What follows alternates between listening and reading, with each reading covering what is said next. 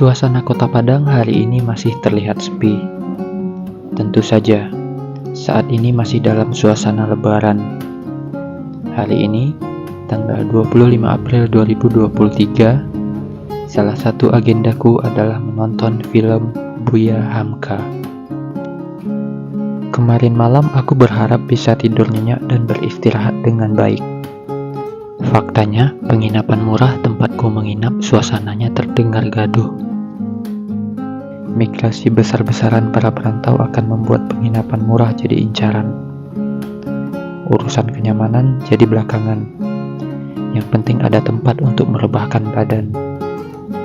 Jangan heran kalau terlihat di jalanan ada pemudik yang berani tidur di emperan.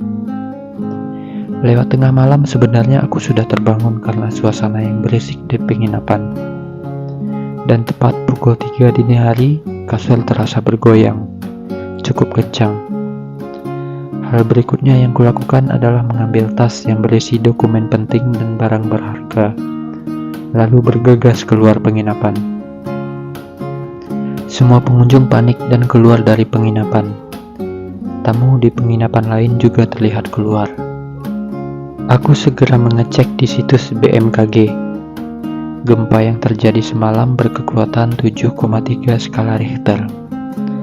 Pusatnya di Mentawai dan ada potensi tsunami. Sampai pagi harinya, aku tak bisa tidur. Walaupun kemarin seharian aku menghabiskan banyak tenaga di atas motor, dan malam harinya kurang tidur, aku begitu bersemangat untuk keluar dan menonton film Buya Hamka di bioskop. Secara fisik dan mental, aku merasa baik-baik saja. Film Buya Hamka yang kutonton cukup berkesan.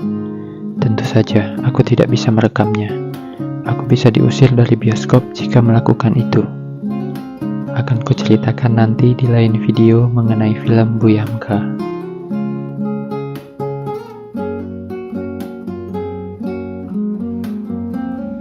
Aku cukup tertarik mengetahui siapa-siapa saja di balik pembuatan film ini. Orang-orang di balik layar biasanya berperan lebih besar dalam menentukan apakah sebuah film bagus atau tidak.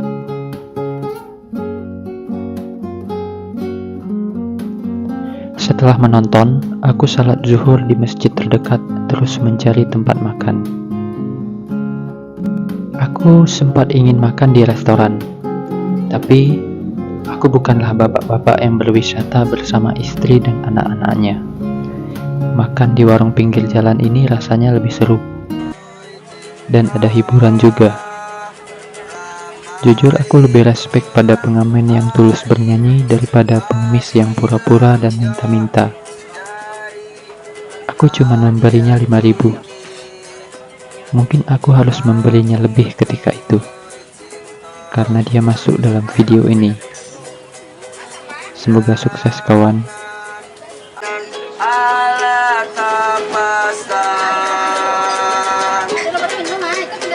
Dia sampai hati mainkan denai malu damano kadenai bau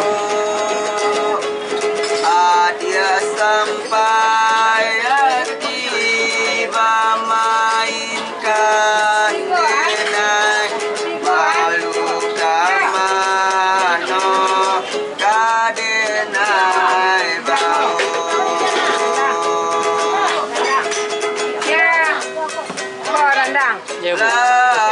Menu makan siangku kali ini adalah sepiring nasi dan sepotong daging sapi rendang. Mungkin karena situasi masih lebaran, sayurnya habis. Tak masalah. Aku melahap nasi dan rendang seharga 17.000 itu dengan puas. Hawa kota Padang terasa begitu panas saat ini. Selain menonton, sebenarnya aku tidak punya agenda lain. Aku segera berpikir akan kemana selanjutnya. Mungkin mengunjungi tempat yang berhawa sejuk akan sangat menyenangkan. Aku langsung menjatuhkan pilihan pada Gunung Padang. Rasanya Gunung Padang yang terletak di ketinggian dan dipenuhi oleh rimbunan pohon akan terasa menyejukkan. Dari parkiran bioskop, aku langsung menghidupkan GPS dan menggunakan aplikasi Google Maps. Tanpa pikir panjang, aku mengetikkan Gunung Padang dan mengikuti jalur yang tertera di layar handphone. Ini adalah salah satu contoh kenapa Google Maps bisa bikin kamu nyasar. Sialnya, aku tersesat. Google Maps menuntunku ke sebuah tempat yang pastinya bukanlah Gunung Padang. Akan kujelaskan sedikit kenapa aku bisa tersesat. Ketika aku hendak menuju Gunung Padang dengan bantuan Google Maps, aku tidak mengecek apakah tujuan yang ditampilkan adalah benar Gunung Padang yang kumaksud. Aku langsung menghidupkan penunjuk arah dan menggiring motorku sesuai petunjuk arah. Faktanya, Gunung Padang yang dimaksud adalah ini.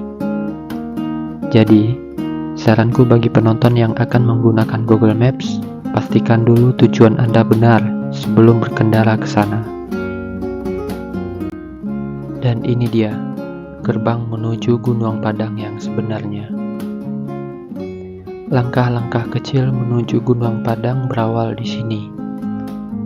Jalur kecil yang melintasi halaman depan rumah-rumah penduduk.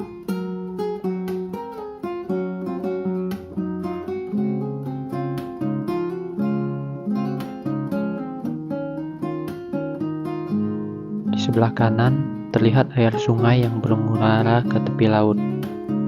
Banyak kapal nelayan terlihat sedang bersandar. Rumah-rumah yang kulewati terlihat didekor dengan lukisan mural.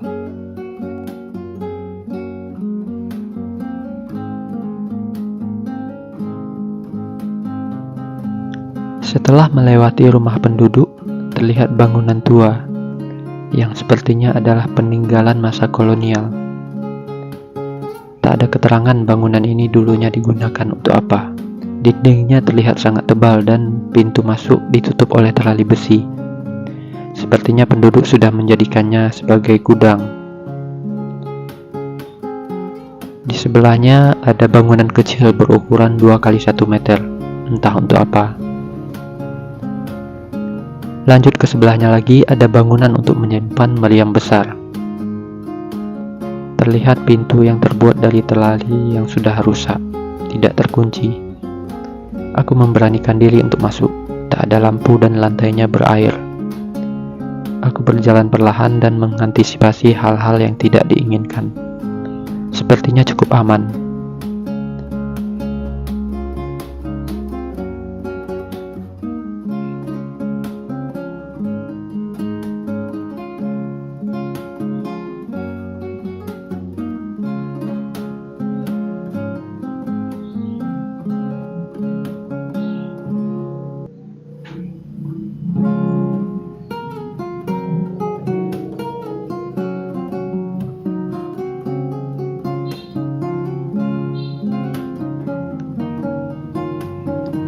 Aku perkirakan meriam ini panjangnya kurang lebih 10 meter.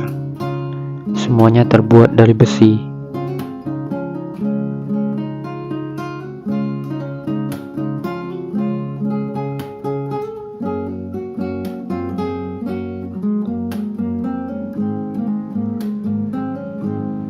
Lihatlah bagaimana besarnya baut ini.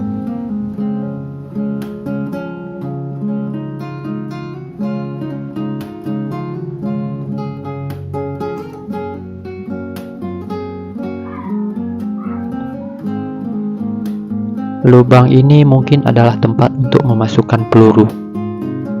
Sasaran tembak meriam ini terlihat mengarah ke laut.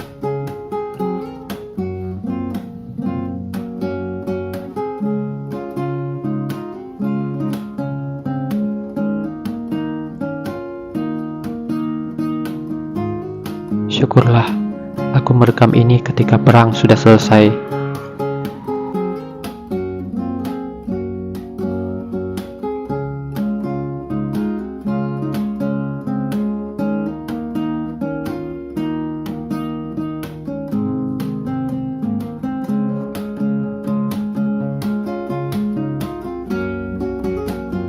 Sebuah peringatan untuk melindungi binatang liar. Faktanya, aku tidak menemukan satupun binatang ketika mengunjungi Gunung Padang. Mungkin mereka sedang kepanasan dan bersembunyi entah di mana.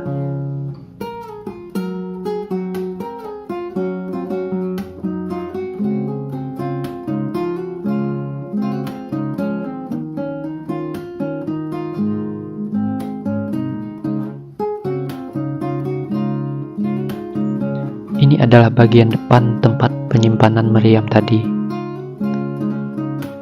Hanya ada sedikit keterangan.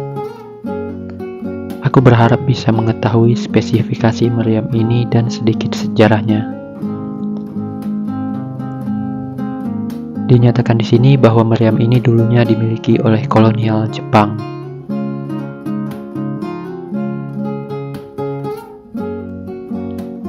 Cantik sekali Masjid Al-Hakim terlihat dari sini.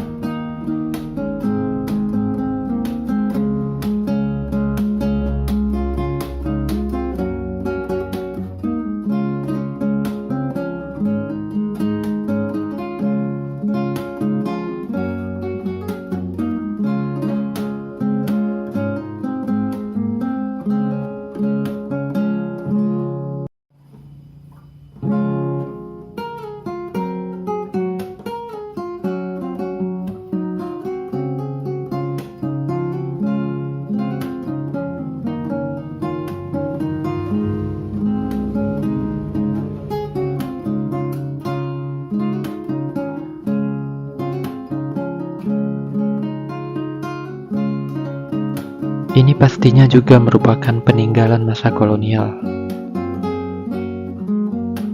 Sayang, tak ada keterangan sedikit pun tentang bangunan ini.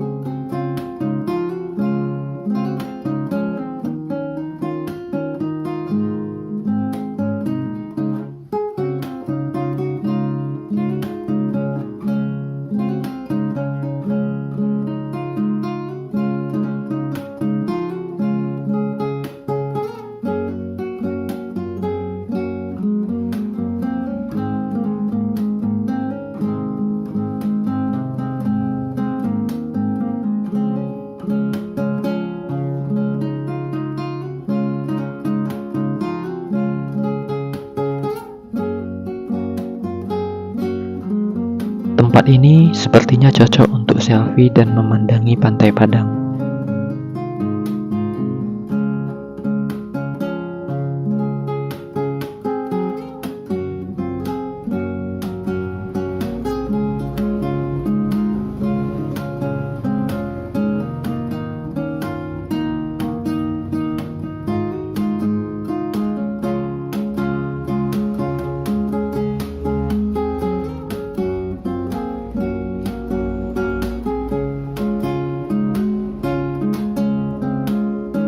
perjalanan mulai menanjak, dan ternyata tidak seperti yang kubayangkan. Hawanya terasa panas. Rimbunnya pohon dan tumbuhan di sini tak membuat hawa terasa sejuk. Kemungkinan karena jalur yang kulewati ini sedang disorot oleh matahari. Jelas sekali aku salah kostum. Harusnya aku cukup pakai baju kaos saja.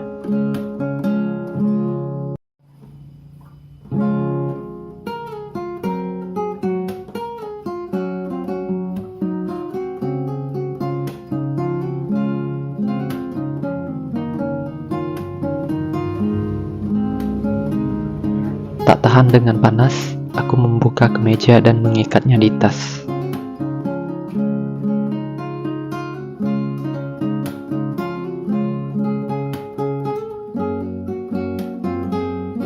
Bisa dilihat tanjakannya cukup curam.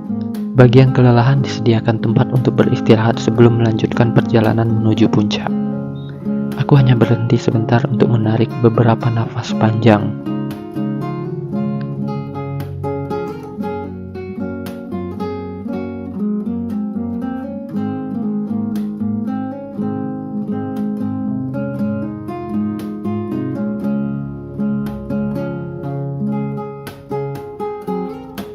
Dan ini katanya adalah makam Siti Nurbaya. Siti Nurbaya adalah kisah fiksi, sama seperti Malin Kundang.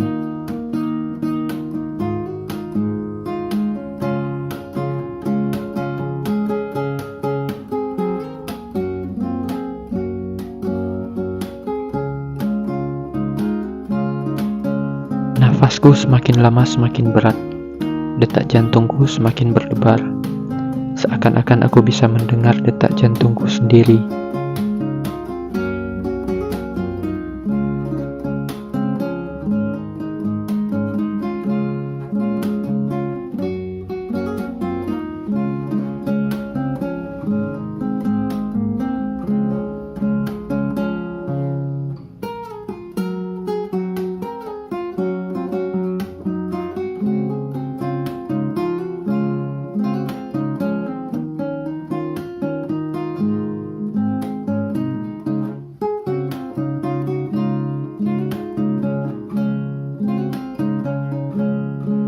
Besi yang melengkung itu seakan-akan adalah sambutan untuk para pendaki yang berhasil mencapai puncak.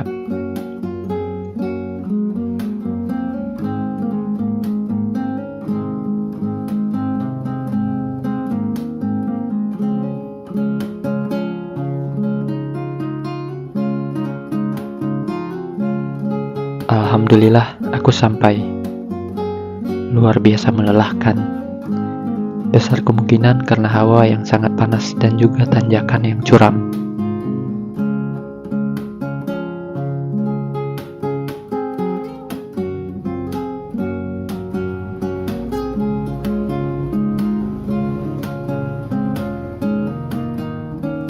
Bisa dihitung dengan jari berapa pengunjung yang ada di sini.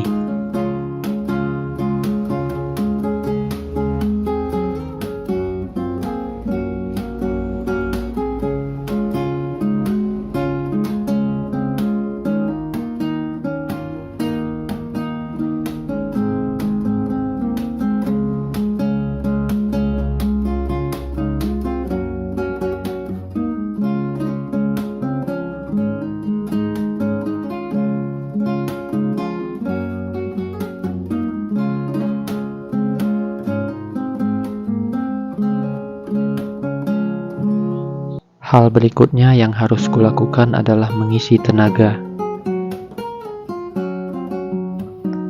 Ini adalah minuman isotonik pilihanku, yang kuharap bisa mengganti cairan yang hilang karena pendakian tadi. Faktanya, produk itu adalah produk Jepang, negara yang menjajah Indonesia hanya selama 3,5 tahun. Tapi katanya lebih kejam dari Belanda.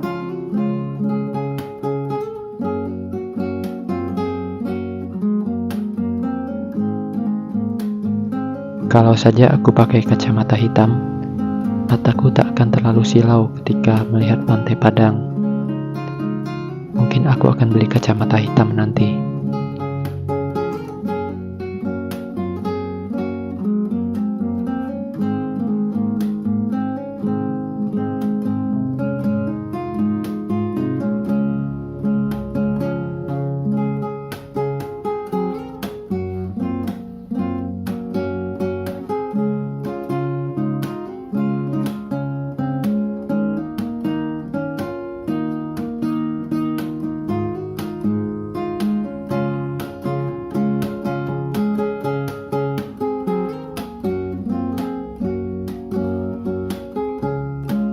Aku merasa puas setelah mencapai puncak. Puncak Gunung Padang seakan menjawab kekecewaanku terhadap Taplau yang dipenuhi lautan manusia. Butuh perjuangan untuk sampai ke sini, tapi jika berhasil, rasanya memuaskan.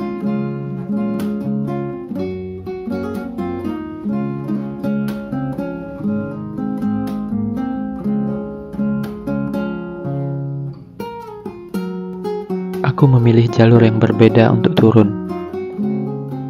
Jalur ini sepertinya belum tersentuh oleh dinas pariwisata.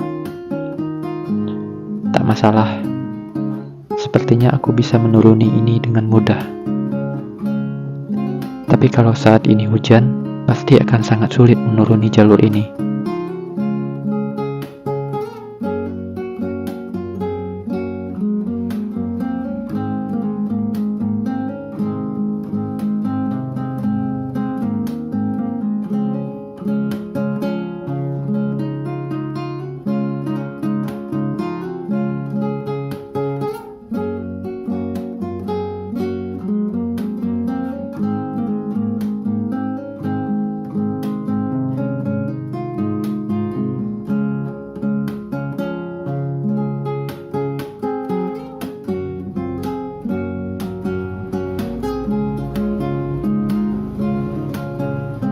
Itu adalah jembatan Siti Nurbaya. Terlihat ramai.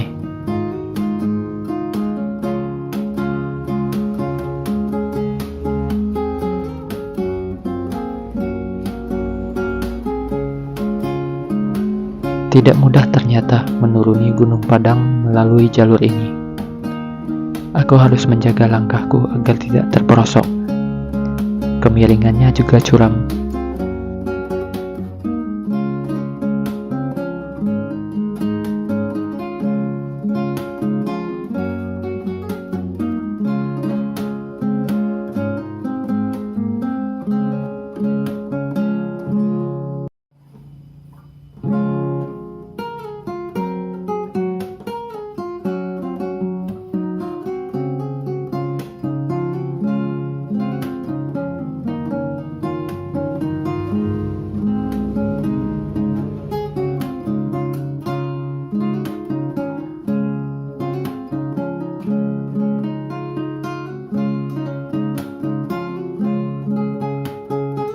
Syukurlah, sudah terlihat gerbang masuk tempat aku mengawali perjalanan ini.